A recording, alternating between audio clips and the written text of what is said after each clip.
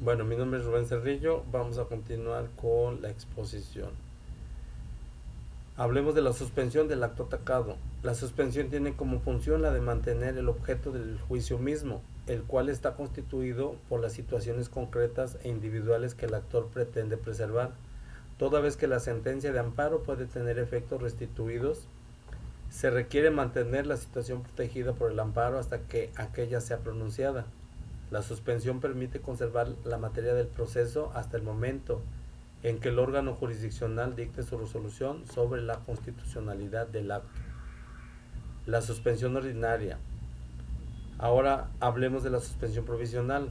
Esta podrá ser decretada por el juez luego de que se solicite la suspensión definitiva. En este caso, la ejecución del acto atacado es suspendido hasta el momento en que el juez de distrito se pronuncie sobre el incidente de suspensión y decrete o niegue la suspensión definitiva. Con respecto a la suspensión definitiva, en la decisión inicial del incidente de suspensión, el juez de distrito exige a las autoridades responsables un informe previo.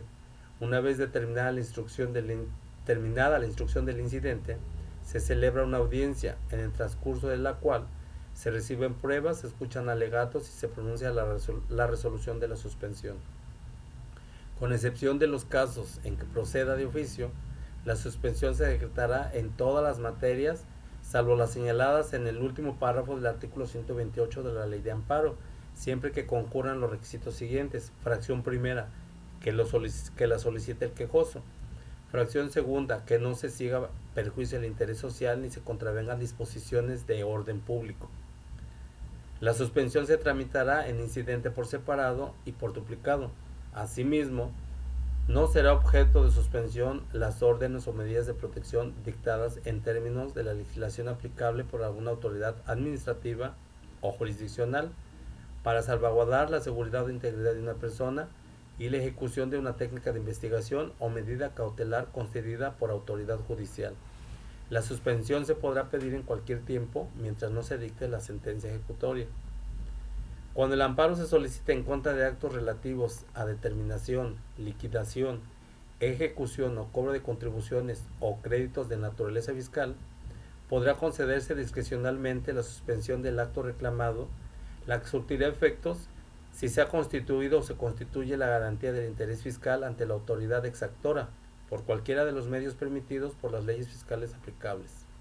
El órgano jurisdiccional estará facultado para reducir el monto de la garantía y dispensar su otorgamiento en los siguientes casos. Fracción primera. Si se realiza el embargo por las autoridades fiscales, este haya quedado firme y los bienes del contribuyente embargados fueren suficientes para asegurar la garantía del interés fiscal. Fracción segunda. Si el monto de los créditos excediera la capacidad económica del quejoso. Fracción tercera. Si se tratase de tercero distinto al sujeto obligado de manera directa o solidaria con el pago del crédito. Ahora bien, la suspensión de oficio. La suspensión se concederá de oficio y de plano cuando se trate de actos que importen peligro de privación de la vida, ataques a la libertad personal fuera del procedimiento, incomunicación, deportación, extradición, desaparición forzada de personas o alguno de los prohibidos en el artículo 22 de la Constitución Política de los Estados Unidos Mexicanos, así como también la incorporación forzosa al ejército, fuerza aérea o armada nacional. En este caso, la suspensión se decretará en el auto de admisión de la demanda, comunicándose sin demora a la autoridad responsable por cualquier medio que permita lograr su inmediato cumplimiento. La suspensión también se concederá de oficio y de plano cuando se trate de actos que tengan o puedan tener por efecto privar total o parcialmente, en forma temporal o en forma definitiva, de la propiedad, posesión o disfrute de los derechos agrarios a núcleos ejidales o comunales. El incidente de la suspensión se abrirá de oficio y se sujetará en lo conducente al trámite previsto para la suspensión a instancia de parte en los siguientes casos. Fracción primera, en la extradición. Fracción segunda, si se tratase de algún acto que si llegara a consumarse haría físicamente imposible restituir al quejoso el goce del derecho reclamado. La suspensión, cualquiera que sea su naturaleza, surtirá sus efectos desde el momento en que se pronuncie el acuerdo relativo, aun cuando sea recurrido. Los efectos de la suspensión dejarán de surtirse en su caso si dentro del plazo de 5 días siguientes al que surta el efecto la notificación del acuerdo de la suspensión, el quejoso no otorga la garantía fijada y así lo determina el órgano jurisdiccional. Al vencimiento del plazo, dicho órgano de oficio y a instancia de parte lo notificará a las autoridades responsables, las que podrán ejecutar el acto reclamado. Ahora tocaremos el tema del informe con justificación. Pues bien, este informe con justificación nos dice que es el documento que la autoridad hace para poder exponer sus razones y sus fundamentos legales, los cuales va a considerar necesarios para sostener la constitucionalidad del acto reclamado o la improcedencia del juicio de amparo. La autoridad competente podrá acompañar copia certificada de los documentos necesarios para apoyar su dicho, así como también deberán hacer valer los antecedentes que lo originan, hacer una exposición de motivos, exponer si se respetó el procedimiento legislativo, dar ubicación de la ley dentro del sistema constitucional, mencionar el objeto y propósito de la ley, que si ésta se ajusta a lo establecido en el artículo 31, fracción cuarto constitucional, si el impuesto no es confiscatorio, ruinoso y exorbitante, además de que establecer que no se haya invadido campos de competencia impositiva, así como también verificar que si se respetaron los derechos humanos fundamentales, las formalidades esenciales del procedimiento y la seguridad jurídica. Ahora bien, ¿qué pasa si no se presenta este informe?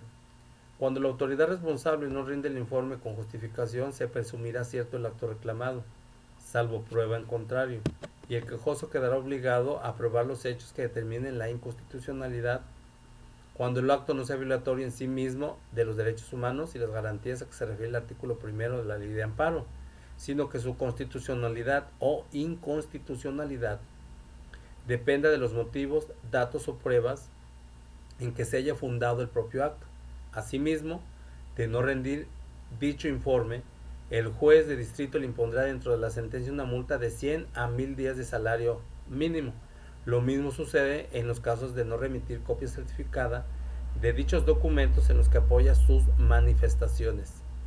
¿Cuál es la diferencia entre un informe de autoridad y un informe con justificación? Pues bien, el informe de autoridad, aquí la autoridad responsable al informar solo está obligada a manifestar si es o no cierto el acto reclamado, y basta su afirmación para tener por demostrada la existencia o inexistencia del acto, de suerte que si el quejoso no está conforme con lo manifestado en este informe, tiene la obligación de probar que no se ajusta a la verdad, y solo en ese concepto puede rechazarse tal manifestación, de manera que si el reclamante en amparo no demuestra que continúa en la posesión de un bien contra cuyo desposeimiento en favor de tercera persona solicita la suspensión, es indudable que ésta no procede, porque la medida no tiene efectos restitutorios que correspondan a la sentencia que se dicte en el fondo del amparo. Ahora bien, el informe justificado. De acuerdo con el artículo 149 de la ley de amparo, la ley impone a las autoridades responsables no solamente la obligación de rendir el informe justificado, sino que además el de acompañar las constancias que lo justifiquen. Y para el legislador es de tal manera importante y necesaria dicha obligación que les impone adjuntar a su informe las pruebas con las que justifiquen dichos actos, pudiendo sancionar la omisión de no adjuntar estos documentos con una multa. Ahora bien, hablemos de las pruebas. Las pruebas se desahogarán en la audiencia constitucional, salvo aquellas que a juicio del órgano jurisdiccional puedan recibirse con anterioridad o las que deban desahogarse fuera de la residencia del órgano jurisdiccional que conoce del amparo, vía exhorto, despacho, requisitoria o en cualquier otra forma legal, que podrán ser enviados y recibidos haciendo uso de la firma electrónica. Ahora bien, las audiencias serán públicas. Abierta la audiencia, se procederá a la relación de constancias, videograbaciones, las cuales serán analizadas íntegramente y serán desahogadas y se recibirán en su orden. Las que falten por desahogarse, así como los alegatos por escrito que se formen las partes, el acto continuo de todo ello se dictará el fallo en que corresponda a las pruebas. Serán admisibles toda clase de pruebas, excepto la confesional por posiciones. Estas pruebas deberán ofrecerse y rendirse en una audiencia constitucional, salvo que la ley disponga otra situación. La prueba documental podrá presentarse con anterioridad sin perjuicio de que el órgano jurisdiccional haga relación de ella en la audiencia y la tenga como recibida en ese acto, aunque no exista gestión expresa del interesado. La prueba testimonial, pericial, de inspección judicial o cualquier otra que amerite desahogo posterior deberán ofrecerse a más tardar 5 días hábiles antes de la audiencia constitucional, sin contar el de ofrecimiento ni el señalado para la propia audiencia. Ahora bien, con respecto a la sentencia, la ley de amparo en su artículo 74 nos señala que las sentencias deberán contener: fracción primera, la fijación clara y precisa del acto reclamado; fracción segunda, un análisis sistemático de todos los conceptos de violación o en su caso de todos los agravios; fracción tercera, la valoración de las pruebas admitidas y desahogadas en el juicio; fracción cuarta, las consideraciones y fundamentos legales en que se apoye para conceder, negar o sobreseer; fracción cuarta, las consideraciones y fundamentos legales en que se apoye para conceder, negar o sobreseer; fracción quinta, los efectos o medidas en que se traduce la concesión del amparo y, en caso de amparos directos, el pronunciamiento respecto de todas las violaciones procesales que se hicieron valer y aquellas que, cuando proceda, el órgano jurisdiccional advierte en supliencia de la queja, además de que en términos precisos cómo es que se deba pronunciarse la nueva resolución. Y por último nos dice que los puntos resolutivos en los que exprese el acto, norma o omisión por los que se conceda, niegue o sobresee el amparo, y cuando sea el caso, los efectos de la concesión en congruencia con la parte considerativa. Pues bien, el órgano jurisdiccional de oficio podrá aclarar la sentencia ejecutoriada solamente para corregir los posibles errores del documento a fin de que concuerde con la sentencia. Acto jurídico decisorio sin alterar las consideraciones esenciales de la misma. Pues bien, ¿qué recursos podremos interponer ante esta sentencia? Primeramente tenemos el recurso de queja. La queja en algunos supuestos funciona como un auténtico recurso administrativo. Sin embargo, en otros constituye un proceso incidental que se interpone en contra de los actos relacionados con las resoluciones que dicte el tribunal, ya sean sentencias y autos en los que se acuerde la suspensión del acto reclamado. El recurso de queja procederá contra un gran número de actos en los que destacan los que se refieren al incumplimiento de la suspensión concedida en contra de los actos o resoluciones reclamadas, así como también en contra de actos de las autoridades por exceso de efecto en el cumplimiento de las sentencias. Tenemos otro recurso que es el de reclamación. Este recurso es un medio de impugnación que se deduce ante los tribunales colegiados de circuito, ante las salas y ante el pleno de la Suprema Corte de Justicia de la Nación, y es procedente contra los acuerdos en trámite. El recurso es procedente contra providencias o acuerdos que dicten los presidentes de los tribunales colegiados de circuito, los presidentes de las salas de la Suprema Corte de Justicia de la Nación y el presidente del máximo tribunal. La ley de amparo solamente se limita a expresar que el recurso se interpondrá expresando los agravios que dicha situación cause al recurrente. Por otro lado, tenemos también el recurso de la revisión. El recurso de la revisión, cuya naturaleza corresponde a la de un recurso en alzada o de apelación, procederá contra ciertas resoluciones dictadas por los jueces de distrito. El citado recurso de revisión es normalmente resuelto por los tribunales colegiados de circuito.